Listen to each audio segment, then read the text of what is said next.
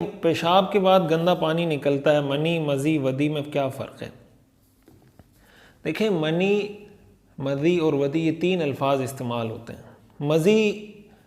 اس پانی کو کہا جاتا ہے جو انسان پر جب بیوی کے ساتھ کوئی اس طرح کی ہم بستری کی باتیں کر رہا ہو، جیسے میاں بیوی کے آپس میں جو باتیں ان کی ہوتی ہیں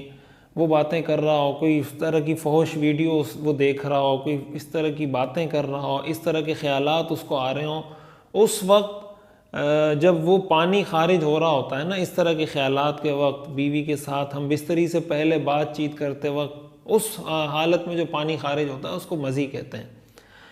اور ودی اس پانی کو کہا جاتا ہے جو عموماً بعض اوقات ہوتا ہے کہ انسان پیشاب کرتا ہے، پیشاب کرنے کے بعد کچھ اس طرح کے قطرے، ایسے چکنا سا پانی شرمگاہ سے، پیشاب کی جگہ سے نکلتا ہے، گاڑھا سا، تو وہ جو پیشاب کے بعد کچھ قطرے نکلتے ہیں اس کو ودی کہا جاتا ہے۔ اور جو منی ہے یہ وہ سفید گاڑھا پانی کے اس کو کہا جاتا ہے جو جب انسان کی شہوت عروج پر پہنچتی ہے، اور شہوت عروج پر پہنچنے کے بعد ایک دم اچھل کر اور ایک دم، جس کو عربی میں دفق فقہا کہتے ہیں کہ دفق کے ساتھ کود کر، اچھل کر جو پانی نکلتا ہے، اور اس پانی کے نکلنے کے بعد انسان کی شہوت ختم ہو جاتی ہے، اس پہ جو شہوت سوار ہوئی ہوتی ہے وہ شہوت اس کی ختم ہو جاتی ہے اور وہ ختم ہو جاتی ہے، تو یہ جو پانی ہے اس کو منی کہا جاتا ہے۔ تو منی،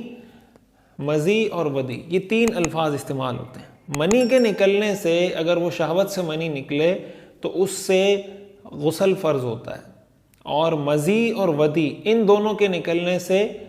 وضو فرض ہوتا ہے۔ یعنی مزی نکلنے سے بھی غسل فرض نہیں ہوتا، ودی نکلنے سے بھی بعض لوگ یہ پریشان ہو رہے ہوتے ہیں کہ پیشاب کے بعد اس طرح کا گاڑھا پانی آتا ہے، بعض لوگ اس کو منی سمجھ رہے ہوتے ہیں، تو وہ منی نہیں ہوتی، وہ ودی ہوتی ہے۔